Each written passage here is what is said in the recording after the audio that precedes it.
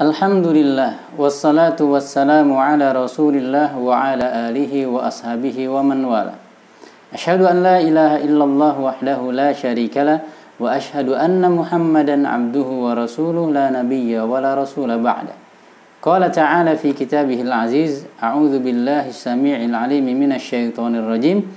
Wa qada rabbuka alla ta'budu illa iyyahu wa bil walidaini ihsana. Wa qala alaihi salatu wassalam, ridha rabbi fi ridhal walid wa sakhatur rabbi fi sakhatil walid, rawahu Tirmidzi wa Ibnu Majah. Amma ba'du. Teman-teman sekalian yang semoga selalu Allah berikan kesehatan iman dan juga kesehatan badan. Allah Subhanahu wa taala menciptakan Isa bin Maryam tanpa adanya seorang ayah. Dan Allah juga yang menciptakan ibunda Hawa tanpa kehadiran seorang ibu. Lebih daripada itu, Allah telah menciptakan kakek moyang kita Adam alaihi salam tanpa kehadiran ayah dan ibu. Namun bagi kita seorang muslim tidaklah penting, bukan prioritas kita untuk memperdebatkan siapakah yang penciptaannya lebih hebat daripada yang lainnya. Karena yang terpenting bagi kita, yang perlu kita ingat, Allah telah menjadikan kedua orang tua sebagai perantara adanya kita, lahirnya kita ke dalam dunia. Lihatlah bagaimana Allah menyandingkan perintah untuk mentauhidkan dirinya dengan perintah untuk berbakti kepada kedua orang tua kita. Ayat Al-Isra ayat 23 yang tadi kita bacakan, Allah telah menetapkan bagi kalian wahai orang yang beriman agar tidak sekali-kali menyembah kecuali Allah saja, dan hendaknya kalian berbakti kepada kedua orang tua kalian. Rasulullah juga telah bersabda dalam hadis yang tadi kita bacakan, keridhaan Allah terletak pada keridhaan seorang ayah sebagaimana kemurkaannya terletak pada kemurkaan seorang ayah. Diriwayatkan oleh Al-Imam At-Tirmidzi 1889, disahihkan oleh Syekh Al-Albani, juga Ibnu Majah, dan dihasankan oleh Syekh Al-Albani. Teman-teman sekalian yang dimuliakan oleh Allah, pada kesempatan kali ini mari kita dengar dan kita perhatikan bagaimana salafus saleh begitu berbakti kepada ibunda mereka khususnya dan kepada orang tua mereka pada umumnya.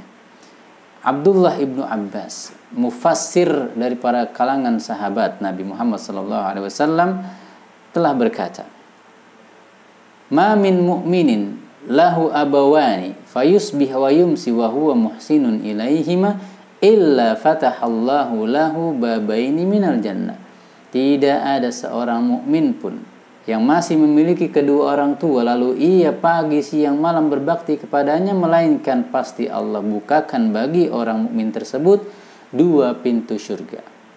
Ibunda Aisyah, sebagaimana disebutkan oleh Al-Imam Ibnu Abi Dunya dalam musnadnya, bahwasannya beliau berkata, Ibunda Aisyah, rajulani min ashabin Nabi sallallahu alaihi wasallam kana abarra man kana fi hadhil ummah. Dua manusia dari kalangan sahabat Rasulullah yang paling berbakti kepada ibunda mereka. Siapakah mereka? Utsman ibn Affan dan Harithah ibn Nu'man. Amma Utsman fa innahu qala ma qadirtu an ata'ammal ummi mundu aslamtu. Bagaimana baktinya Utsman kepada ibundanya? Beliau tidak pernah berani menatap kedua mata ibundanya sejak beliau masuk Islam. Saking takut. Kemudian Harithah ibn Nu'man, bagaimana ia berbakti kepada ibundanya? Kana yufli ra'sa ummihi. Beliau sering sekali membersihkan rambut daripada kepala ibundanya dari entah kummal, kutu maupun selainnya. Allahu akbar. Wa kana yut'imuha biyadihi. Beliau selalu memberi makan ibundanya dengan tangannya, menyuapinya. Kemudian lihatlah bagaimana Abdullah ibnu Mas'ud dan Mis'ar ibn Kidam. Yang satu dari kalangan sahabat, yang lainnya adalah dari kalangan umat setelah daripada kalangan sahabat. Keduanya bila diminta oleh ibundanya untuk mengambilkan air minum, kita tahu dia di jazirah Arab sulit mencari air minum, dicarilah terlebih dahulu, dimasaklah terlebih dahulu, saking lamanya mungkin tertidur ibundanya. Ibunda mereka tertidur. Namun keduanya tidak berani membangunkan ibundanya dan mereka terus memegangi gelasnya hingga ibundanya terbangun di pagi hari dan lalu memberikan minumnya. Allahu Akbar. Abu Hurairah, ibundanya Allah beri ujian dengan kebutaan, sehingga beliaulah yang selalu yahmilu ummahu ila baitil khala. Beliau gendong ibundanya bila hendak ke toilet, dan beliau pula yang mengangkatnya kembali setelah selesai. Dan beliau selalu berdoa bila masuk rumah, rahimakillah ya ummi kama rabbaitini saghira. Ya Allah, semoga wahai ibundaku, semoga Allah merahmatimu sebagaimana engkau telah merawatku sejak kecil. Lalu ibundanya membalas doa tersebut, rahimakallah ya bunayya kama barartani kabira. Semoga Allah memberikan rahmatnya kepadamu wahai anakku sebagaimana engkau berbakti kepadaku di masa tua. Allahu Akbar.